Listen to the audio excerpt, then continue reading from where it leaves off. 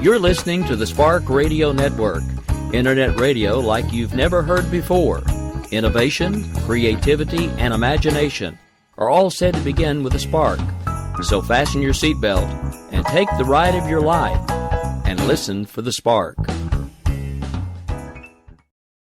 In these uncertain economic times, you've got to do whatever you can to save money. One of our biggest expenses can be our cars, especially when unexpected repair bills hit. Not anymore. If you own a vehicle with less than 130,000 miles, is less than 12 years old, has a warranty about to expire, or even no warranty at all, you could stop paying for car repairs. Roadside assistance, towing, and rental coverage are all included. Don't wait for the next repair. Make one free call right now to see if you qualify. If your vehicle is less than 12 years old, has less than 130,000 miles, even if it's out of warranty, paying for car repairs can become a thing of the past. Call us right now and get your car protected before your next repair bill hits. Get protection and no more repair bills. Call 800-696-1030. Again, 800-696-1030. That's 800-696-1030. 800-696-1030.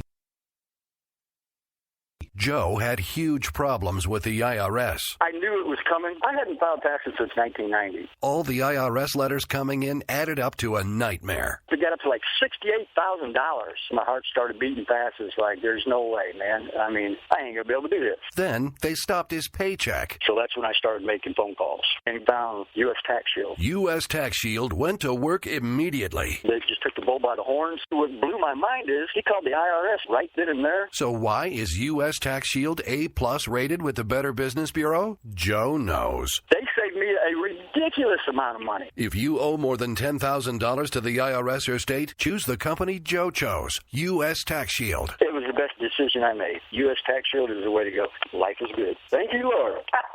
Call 800-471-3287. U.S. Tax Shield. Boo-rah. Yes. 800-471-3287. 800-471-3287. The internet will never be the same. You're listening to K98Talk.com. Whoa! Good God, y'all. What is it good for? Absolutely. Let's get started again. Welcome to Opinion Nation. And we stand today on the edge of a new frontier. There is nothing wrong with America that cannot be cured by what is right with America. What makes us Americans is our shared commitment to an ideal that all of us are created equal. I, too, am America. Now here's your host, Bryce Robbins. Hello, ladies and gentlemen. It is Saturday morning, 11:03 a.m. Eastern Standard Time, and it is Saturday, I think it's Daylight May time, 7th. sir. There we go. May 7th. Hey, correction. Yeah. It's Eastern Daylight Time, sir. Eastern Daylight Time? Yeah, remember, we're on Daylight Savings. You said Eastern Standard. Just busting your balls. Go back to your show. Wait, no, isn't it Eastern Standard Time? No. Standard is what it is when we're on the regular clock. When we go to springtime and they do the jump forward thing, that's when it becomes Eastern and Central and Pacific Daylight Time, not Standard Time. I'm just saying I've never seen EDT. I've always seen EST, but whatever. Yeah, well, you're too young for ED anyway. That comes later. Get off my show. get off my show. Anyways. Well, now that I've lost my train of thought, I hate Rick sometimes. Anyways, today there have been a lot of things in the news lately, and today we're going to discuss a whole hell lot of them. And first is the one I actually just previously talked about on my show with Rick on Finding Common Ground. It is the fact that there is a new mayor in London, and there's something that's a little different about him. But here is him. London is the greatest city in the world. I'm so proud of our city. I'm deeply humbled by the hope and trust you've placed in me today. I grew up on a council estate just a few miles from here. Back then, I never dreamt that someone like me could be elected as Mayor of London. And I want to say thank you to every single Londoner for making the impossible possible today. Now, here's my question. You couldn't see his face over this radio show, okay? That's kind of the point. Until we do a YouTube channel, which, we have one, but we're working on making it, more video-y. Until that happens, you can only hear the audio. And my question to you is, what did he sound like? To me, he sounded like a man from London. A man who's humbled to have just won an election in London.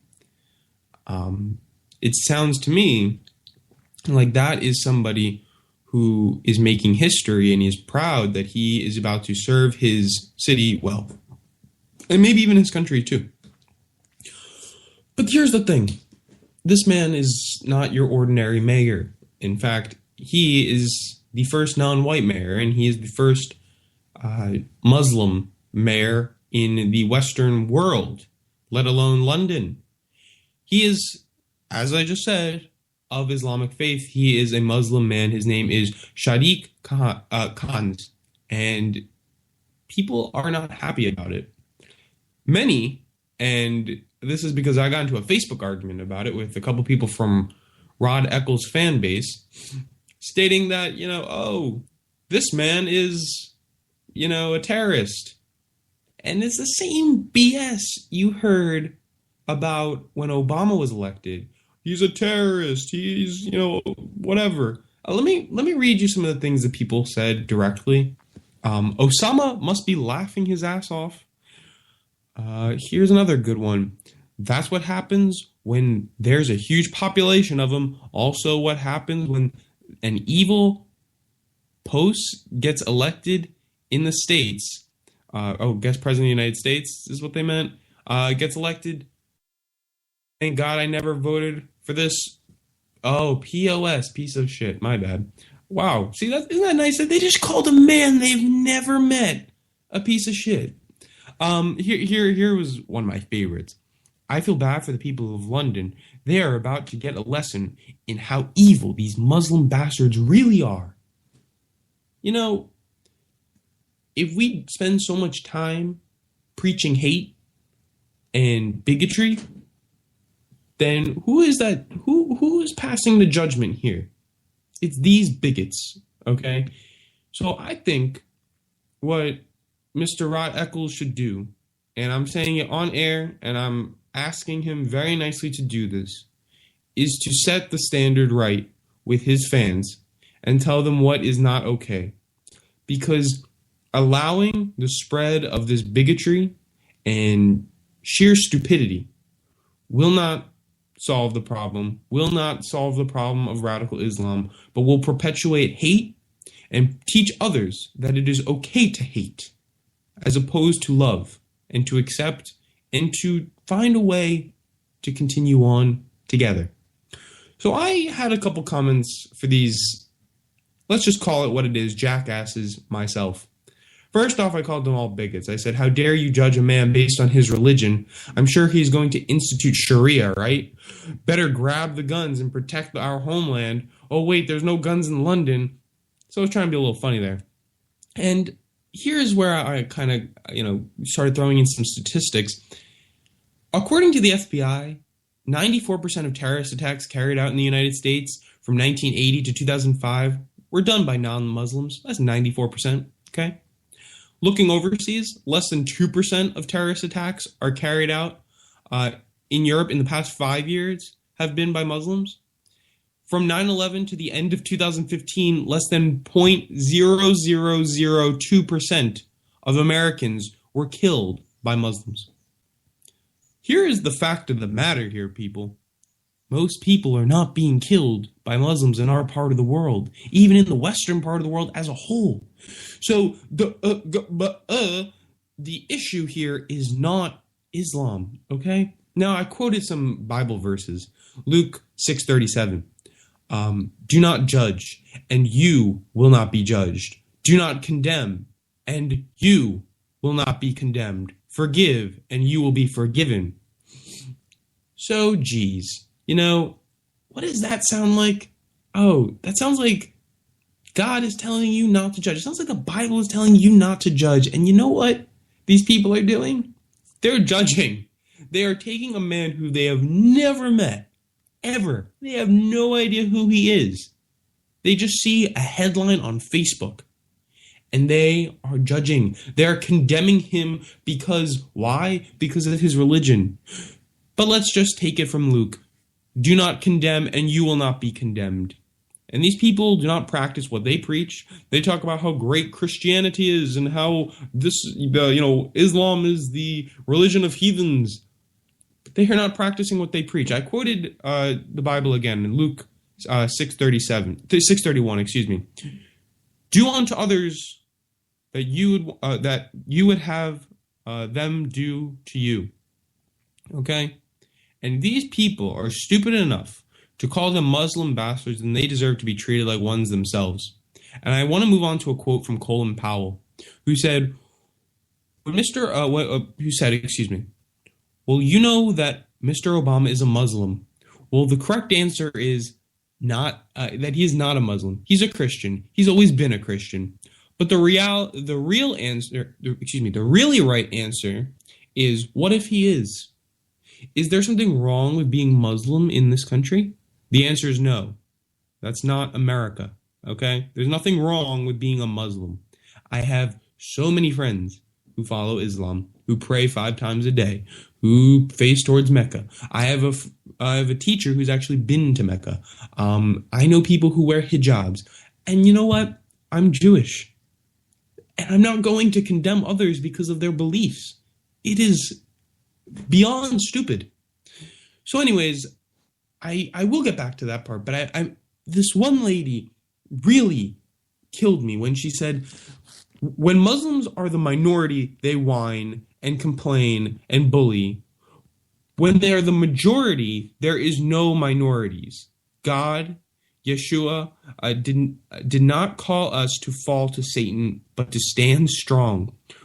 Will this Muslim enact Sharia? Do you know? No, you do not. No, asshole, I do know that this will not lead to Sharia law in London. One, because that's not how their parliament system works. He's not a king. He can't just say one day, Sharia, you're in. That's not how it works.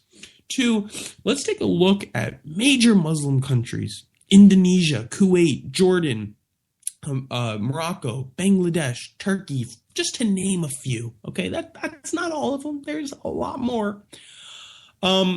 They have all over 70% of the population being Muslim, and none of them follow radical Islam, and all of them actually oppose ISIS. So if that's what you think of Muslims, then that's not what they are, and it is actually the dumbest, most ignorant mentality that these people have such hate rooted in their mindsets about what Muslims are. It is so beyond crazy, okay? And I guarantee you these people don't actually read these statistics, don't actually understand that there are 1.6 billion or 1.4, 1.6 billion Muslims in the world. And there are countries where, as I stated, over 70% of the country is Muslim, and there's no Sharia law. So to insinuate that one Muslim mayor in London might turn their city under Sharia is by far the most fear-rooted statement, bigoted statement, ignorant statement that I've heard this week, maybe this year, maybe this in my life. And normally these ignorant, bigoted statements come from me, but this time, no. This came from somebody else. And hearing a stupid statement, knowing it's not a joke, is so scary. So in the end, I told these people, start acting Christ-like, okay? Again, do unto others as you would have them do to you. Do not pass judgment. Do not condemn. And then don't expect the same treatment back. That's the whole point. That's the point. And these people don't understand that. They just go on and talk about how violent Islam is. One person, this asshole, all right, says, fuck Islam, it's a vile, disgusting cult, and really should be done away with for the betterment of the entire species. To him, you are a vile, disgusting, bigoted human being, and you know nothing about Islam. You know nothing about the 950 million people who are not radical. You pass judgment, sir, okay? You pass judgment, and therefore judgment shall be passed on to you. You condemn them. They should condemn you. And that's based from your religion, not theirs.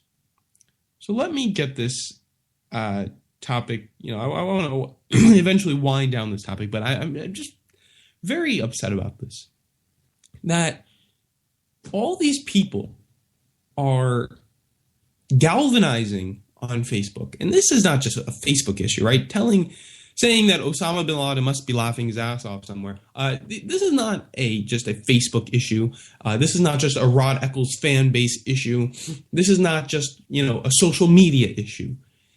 This is an issue deeply rooted in our population, in our media, in our culture, that if your skin is a certain shade and you come from a certain part of the world and you wear a certain article of clothing, then you must be closer to being a terrorist, to being a person who hates liberty, than myself or somebody who is not of that religion or area or style of clothing. They are closer to becoming a terrorist than we are, and it's always us versus them. Always a label to separate us.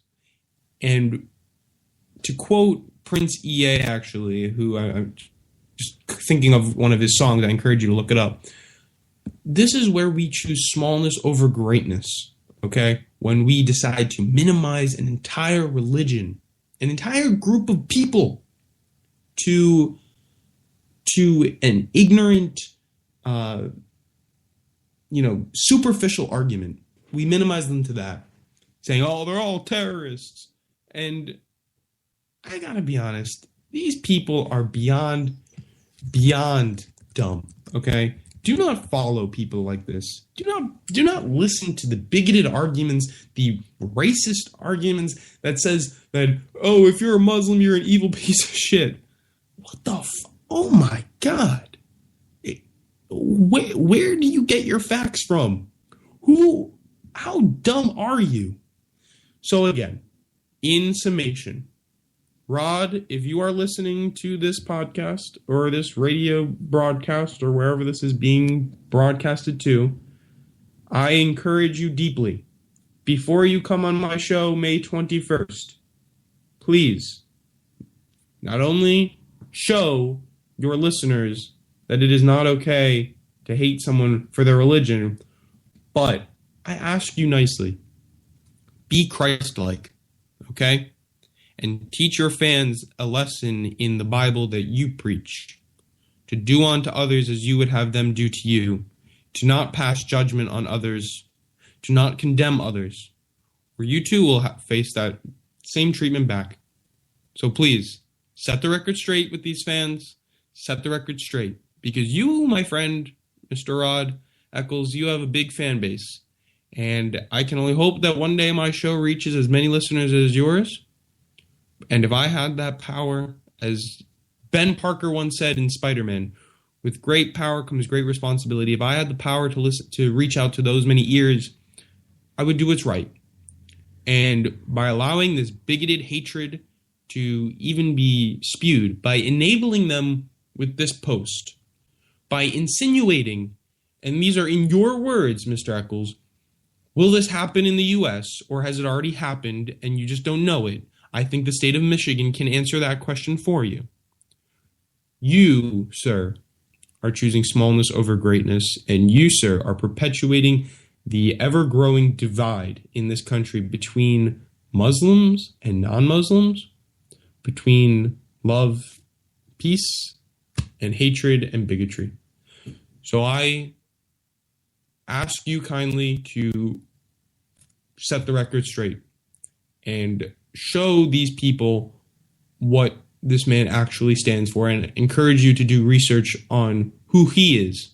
And maybe don't judge him before he takes the oath of office. Okay? Because I think we can learn a lesson from Barack Obama, who, when he was elected president, was called a Muslim, was called a terrorist, was called a socialist, a communist, a bastard, every freaking name under the sun. And the fact of the matter is, he wasn't. And it's despicable to judge someone before they've even done anything. Sure, judge Obama based on his record, right? But don't judge him based on this silly notion that he is a Muslim, is from a part of the world. I want to play this clip, and this is what people, and this is what you, Mr. Eccles, should be saying. This is John McCain, 7 years ago, actually, and he stuck up for what is right. So I just want you to listen to this. I can't trust Obama. I have read about him, and he's an Arab. He's not. No, man. He's a decent family man, citizen that I just happen to have disagreements with on fundamental issues, and that's what this campaign is all about. He's not. Thank you. The correct answer here is, again, what Colin Powell said. So what if he is Arab or Muslim or whatever? But John McCain stood up to this ignorant woman and said, no, ma'am, you are wrong. Do not pass judgment onto others because of where they are from. Because in all reality, and I tried to hint at this on our late night edition of Finding Common Ground a night ago, that when we pass judgment onto others before we know them, that's exactly what people did to my people, the Jewish people. And that's what leads to segregation. That's what leads to division in society. That's what leads to the persecution and death of millions of people. And today is actually the 70th anniversary of the liberation of Auschwitz.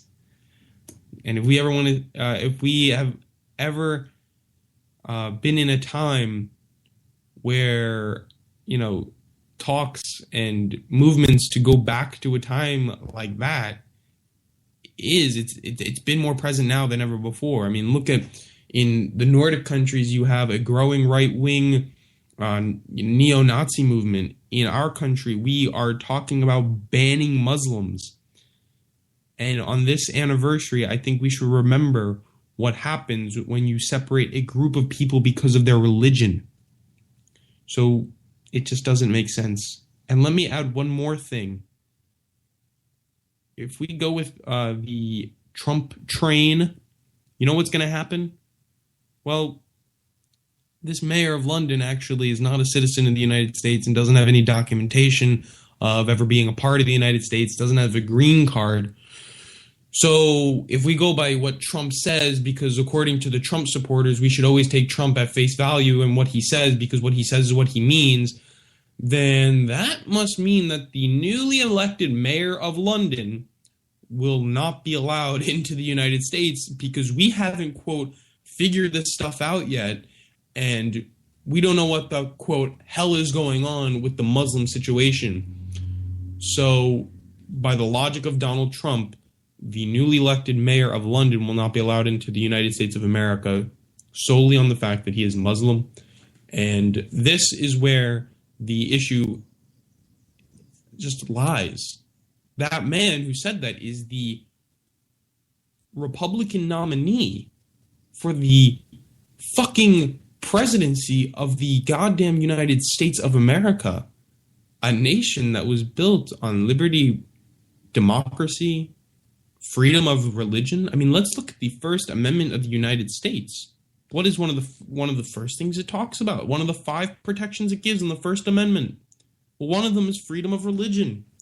And if, by God, I want to preach Islam or Judaism or Hinduism or Christianity or Catholicism, I should not be stopped. We are a nation that is supposed to take you're poor, you're sick, you're tired, you're hungry, and we are turning people away because of their religion, and now we might be turning away the newly elected mayor of London? Are you kidding me?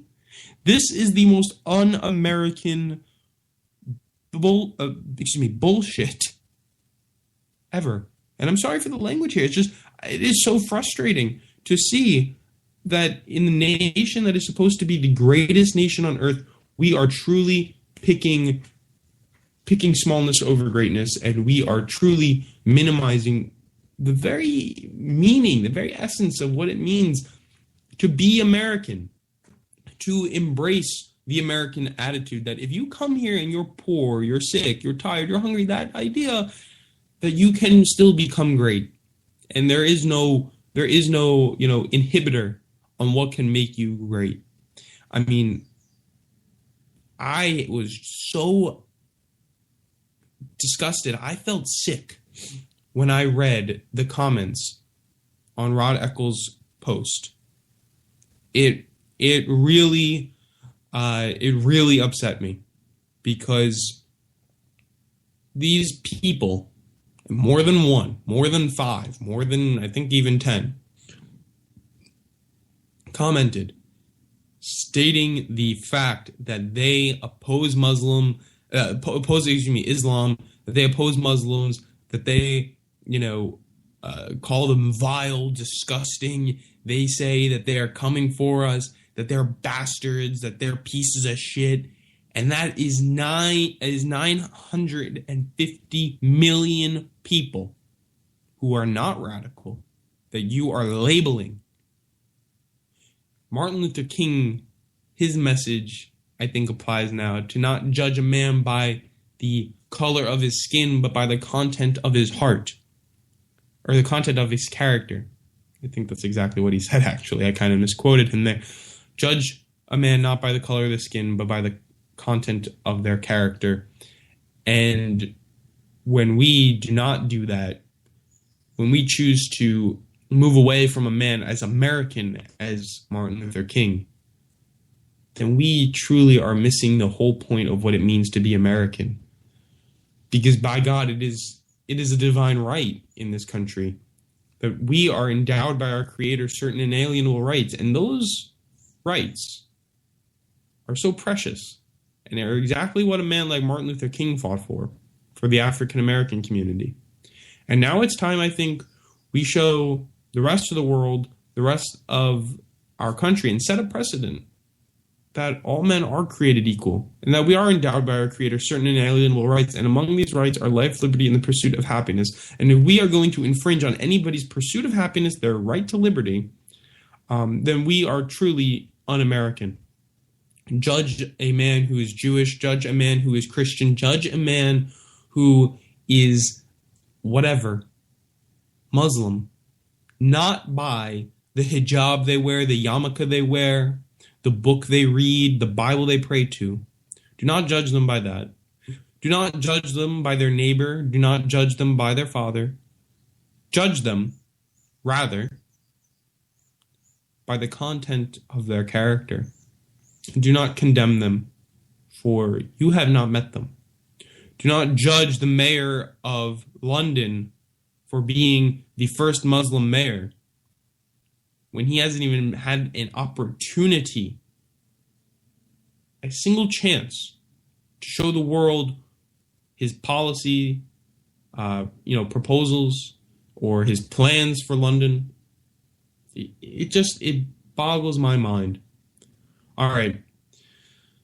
That's all I got for now on this topic. But again, in closing, Rod Eccles, I really challenge you, before you come on my show, to set the record straight with your fans and clean up what you said, because it enables the spewing of bigotry and hatred, and it is disgusting.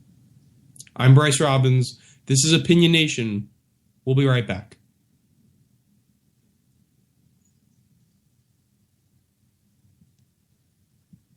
The internet will never be the same. You're listening to K98Talk.com. Good God, y'all. What is it good for? Absolutely. Get set again. In these uncertain economic times, you've got to do whatever you can to save money. One of our biggest expenses can be our cars, especially when unexpected repair bills hit. Not anymore. If you own a vehicle with less than 130,000 miles, is less than 12 years old, has a warranty about to expire, or even no warranty at all, you could stop paying for car repairs. Roadside assistance, towing, and rental coverage are all included. Don't wait for the next repair. Make one free call right now to see if you qualify. If your vehicle is less than 12 years old, has less than 130,000 miles, even if it's out of warranty, paying for car repairs can become a thing of the past. Call us right now and get your car protected before your next repair bill hits. Get protection and no more repair bills. Call 800-696-1030. Again, 800-696-1030. That's 800-696-1030. 800-696-1030. Joe had huge problems with the IRS. I knew it was coming. I hadn't filed taxes since 1990. All the IRS letters coming in added up to a nightmare. To get up to like $68,000, my heart started beating fast. It's like, there's no way, man. I mean, I ain't going to be able to do this. Then they stopped his paycheck. So that's when I started making phone calls and found U.S. Tax Shield. U.S. Tax Shield went to work immediately. They just took the bull by the horns. What blew my mind is he called the IRS right then and there. So why is U.S. Tax Shield A+ rated with the Better Business Bureau? Joe knows. They saved me a ridiculous amount of money. If you owe more than $10,000 to the IRS or state, choose the company Joe chose, U.S. Tax Shield. It was the best decision I made. U.S. Tax Shield is the way to go. Life is good. Thank you, Lord. Call 800-471-3287. U.S. Tax Shield. Boo-rah. Yes. 800-471-3287. 800-471-3287.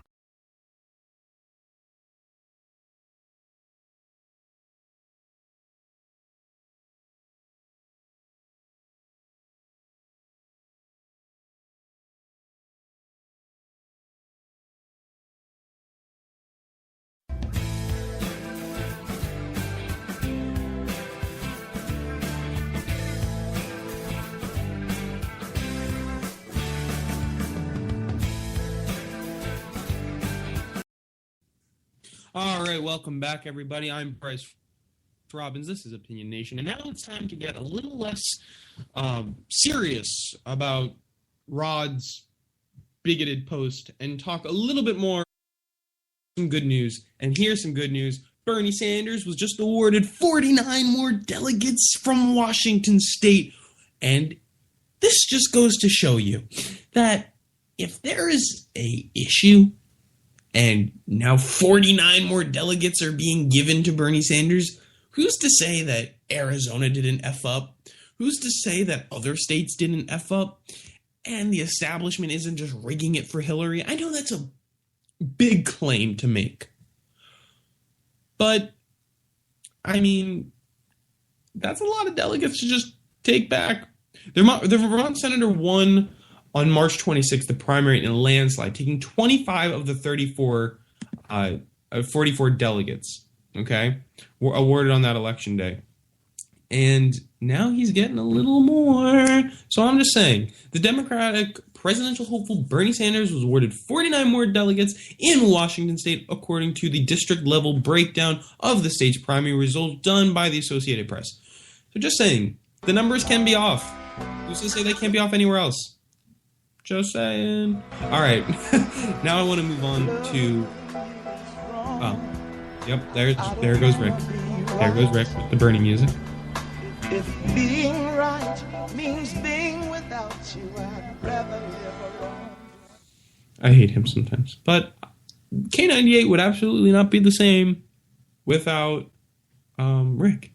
Always there to bother me. But that's besides the point. All right. Anyways, I want to talk about more about some other stuff in the news. So I would also like to just kind of mention the fact that we have our two presidential nominees essentially picked people. And one of them is a centrist.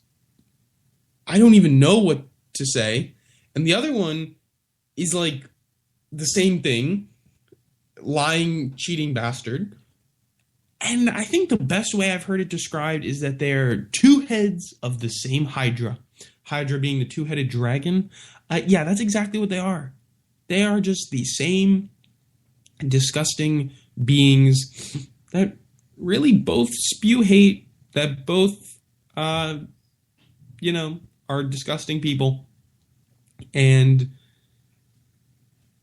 I'm really nervous. And actually, I just wanted to say this because I just saw this pop up on the news. Shaki Khan promises, this is the mayor of London, to, quote, represent every single community in London after conservative rivals sought to link him with Islamic extremists. Why don't we just listen in? Engaged and accessible administration London has ever seen. And to represent every single community and every single part of our city as mayor for all Londoners. But whilst Labour celebrates, there are big questions about the Tory campaign. Even Zach Goldsmith's sister said it didn't reflect his personality, and the former Conservative chair and Muslim peer Lady Varsi tweeted that it had been appalling. It's rather careless to allow your campaign to be characterised in that way. And frankly, it's rather amazing that of all people, it's Zach Goldsmith who ends up, if you like, bringing back the nasty party label to the Conservative Party. The Goldsmith? So, what has Zach Goldsmith had to say? Well, not a lot. All right, so that is talking about Zach Goldsmith, the Conservative Party rival of Shahid Khan, the now loser. He's always been a loser, but now he's a bigger loser because he's actually lost. Tried to connect him to Islamic extremists, kind of like what Rod Eccles' show is doing. But nobody's seeing through that bullshit in London, at least, or at least a lot of people aren't seeing through that BS, and kind of going and saying that's not true. So I just wanted to bring that up because it popped up, and I'm probably going to bring up more stuff as I see it pop up on the news. But I just had to bring that up, and it's just amazing that this man is already being judged, and he hasn't even had a fucking day in office yet. Oh my God. Our nation is going to hell on a silver platter. Why? Why, might you ask? Not because we're electing a Clinton again, because that's going to devastate our economy and our strength. Not because we're electing a Trump who's going to literally... There was a study that suggested that Donald Trump, his tax plan, his flat tax, would inherently cost the United States over $12 trillion over a decade, essentially meaning you would need to cut the military's budget 5 times over to pay for it. So our country is not going to hell because of all of these things. It's going to hell because, well, actually, no, those things too. But another reason why we're going to hell is because people in our country are supporting the idea that Shaikh Khan is a terrorist, and he's not. He's just a normal human being who happens to be Muslim. Ooh, big deal. Whatever. I also wanted to kind of piss off Rick today, and I wanted to talk about a little bit about something that actually interested me in the news. I don't have a video clip for it, unfortunately, but Japan actually has officially installed more electric charging stations, okay, than gas stations. Isn't that interesting? Japan, yes, has installed more electric stations than gas stations. And we are seeing the change. The future is changing. Oh God, here comes music.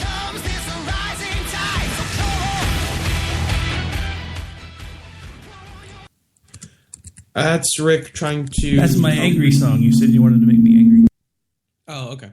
But I wanted to just, bring this up, that Japan is now leading the way in the electric car revolution.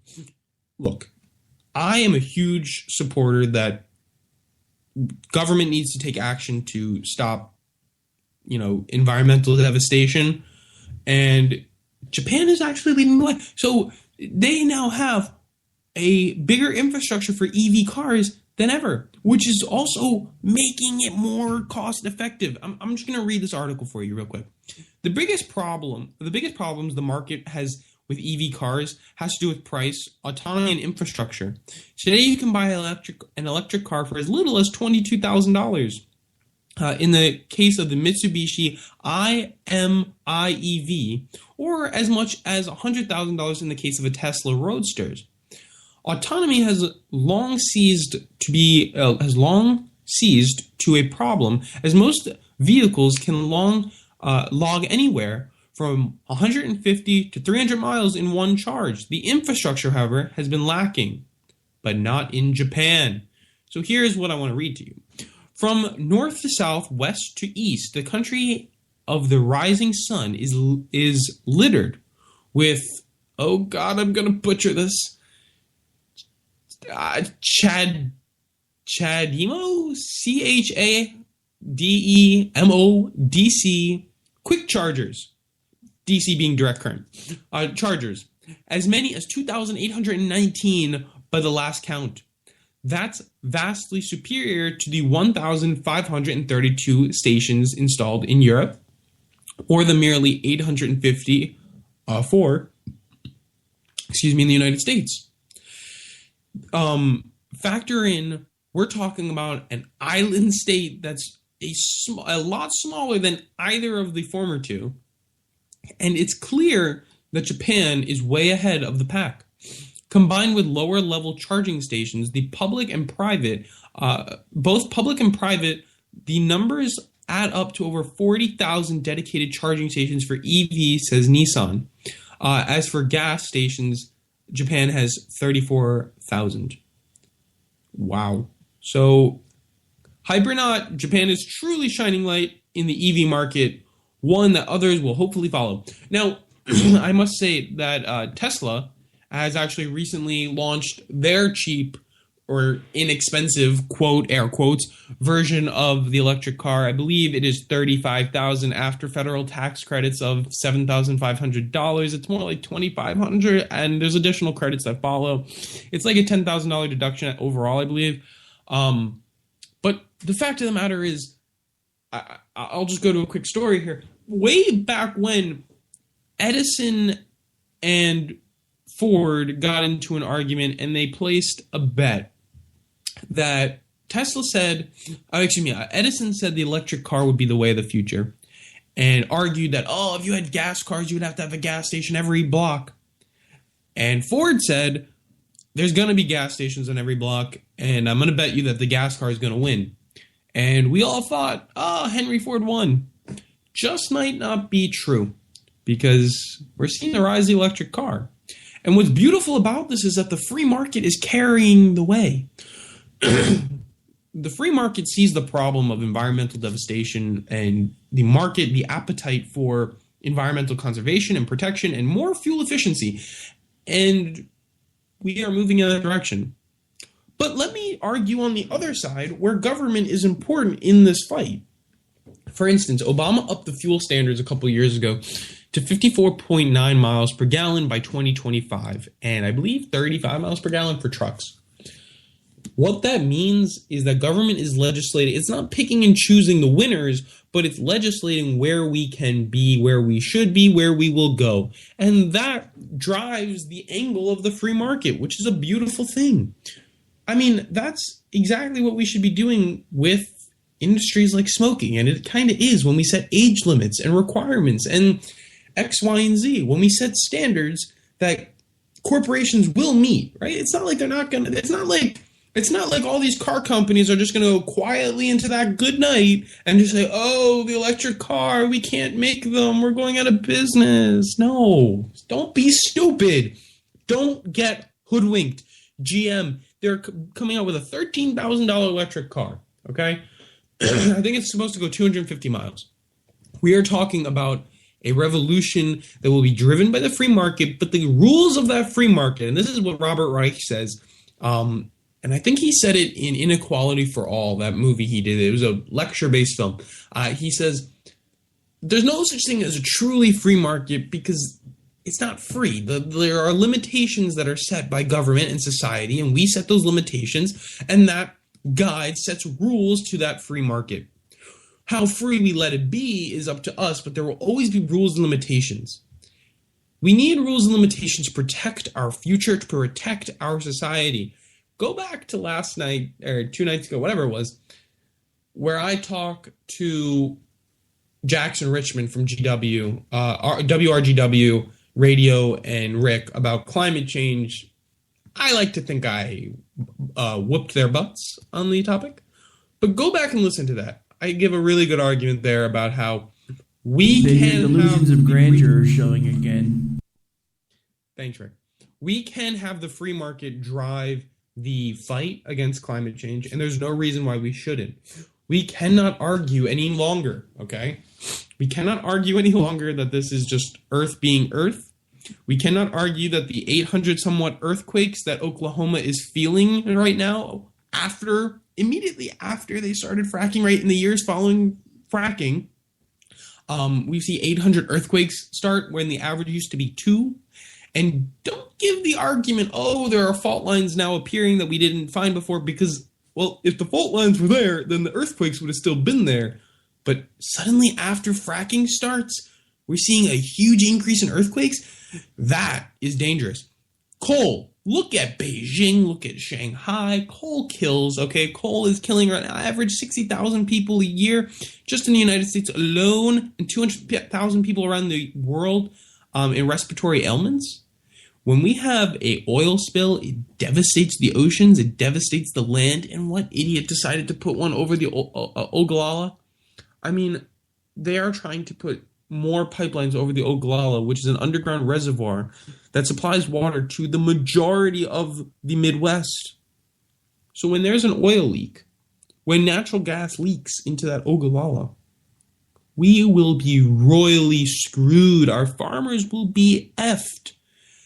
And we are allowing this because it will make maybe short-term profits. But let me tell you, the second that all the oil is gone, all the natural gas has been fracked, then you know what's going to happen? The second it doesn't become economical anymore, all these companies are just going to pack up, leave, and our land will be destroyed. We need to start worrying about the future and stop worrying about the immediate profits, because the jobs are short-term. These are not long-term jobs by any means. And government needs to take an action to allow the free market to drive us into a cleaner future. And Tesla's leading the way. But I call for a full ban on coal. You're hearing me? I am not crazy. I am calling for a full ban on coal. And let me tell you, crazy is Caden Cowger. Okay, that kid's crazy. He's actually my age. Does much better than me on radio in terms of ratings. But that guy is nuts. There's an episode I was listening to him actually recently. He's talking about marijuana, and I don't think he knows a lot about cannabis. But that's besides the point. That is crazy. Okay, Rod Eccles' post is crazy. Protecting the earth is not crazy. And this is an argument that I don't understand. It's radical. Get this, everybody. It's radical to say you want to spend money on healthcare, on clean energy, on education, on all these wonderful things, on food stamps and social programs or whatever. But it's not radical to spend gajillions of dollars, okay, I just made up a number for it, on the military. Sure, that's not radical. On subsidizing big oil companies. No, that's not radical. But it's radical to do it for all these wonderful programs. I just don't get it. Now look, the free market is beautiful. But let's not forget, when Adam Smith made the notion of the free market in Wealth of Nations, he isolated it to a small Irish country, okay? He did it on a small town. And on a small town level, it sounded good. And it worked well. But we have a lot of X factors in this giant freaking nation we live in today. So, yes, we need free market. We also need government to step in and start legislating rules that protect the environment because I am so frightened about the world I'm going to be entering. I mean, there is no acceptable amount of chemicals in water. Okay? There should be no acceptable amount of sewage and toxins in our water streams, in our estuaries. The fact is, I cannot go swim in the Hudson River. I cannot go swim in the Hackensack River. I cannot eat the fish, the fruit that God has given us from these bodies of water. And the fact of the matter is that is the ultimate disgrace. I think if you care a lot about your God, about Jesus, I don't think that he would want you to be devastating the earth to make profit. And I think it was Jesus who said something about it is easier for a camel to do something than it is for a rich man to get into heaven. Point is that the love for money is frowned upon in the Christian faith. So I'm going to start using this as I'm going to start using the Bible as the strength of some of my arguments, because for some people it doesn't resonate. But if what profit is what we're worried about, I don't think Jesus would want that. And we really need to start caring about the environment, because it's disgusting that I can't swim or drink the water that flows downstream next door to me. It's just not acceptable. And it used to not be that way. I don't know why we accept mediocrity in relation to environmental standards, in relation to education, in relation to government and politics in general. I mean, it makes no sense. But anyways, so for the rest of the show, I'm just going to wind down on a simple notion. And I might cut it a little bit early today, but today I talked about two things. One, I talked about, for the majority of the show, the fear and the disgrace that is being perpetuated on the internet, and in this case by Rod Eccles. And then I talked about the environment. So I got to really yell and scream a lot today, and that made me happy. But I want you, the listener, to walk away with a little mindset change here. For one, for the first half of the show, my message is, before you decide to post that picture, post that article, share that idea of thought, think about a simple question. How does this make somebody else feel? Okay? And I'm not trying to be Mr. PC here and say, censor your thoughts. Absolutely not. What I'm trying to say here is, the people on Rod Eccles' post were saying the most disgusting things about a man they've never met. Have the balls to meet somebody, to talk to them, and tell them to their face that they're a vile Muslim. To tell them that they're a Muslim bastard. Say it to their face, okay? Say it to them, and I guarantee you it wouldn't come out the same way. Why? Because, in essence, you people on Rod Eccles' post are a bunch of pussies. And I'm just calling it for how I see it. And in relation to the environment, that's just one lesson I wanted you to learn. Don't be a pussy, okay? You know what? I'm going to call it as I see it. I'm not regulated by the FCC. I'm just going to say what I see. And then in relation to the environment, that was just a fun economics talk. We can definitely have more fun about that later on. But definitely care about the environment, care about the future, because it's just not acceptable the world we live in today. So this was my kind of impromptu, half prepared for show. But I hope you enjoyed it today, because I had fun yelling and screaming. And I have an announcement. I believe that June 4th, we are going to have a very nice guest for you, and that is Green Party candidate Dr. Jill Stein will be coming on the show June 4th. to talk politics, to talk the issues, to talk who she's supporting, or if she thinks she can have a shot now that we have two idiots as the primary candidates. But that's all I got for now. I'm Bryce Robbins. This is Opinion Nation. There you go. All right. Have a great week, everybody, and I'll be back next week to talk more about politics, the world, and whatnot. And don't forget, May 21st, Rod Eccles is coming on the show. So if today set a little precedent, you can't wait to see what's going to be coming May 21st. All right. That's it. I swear. Have a good one, everybody. I'll see you later.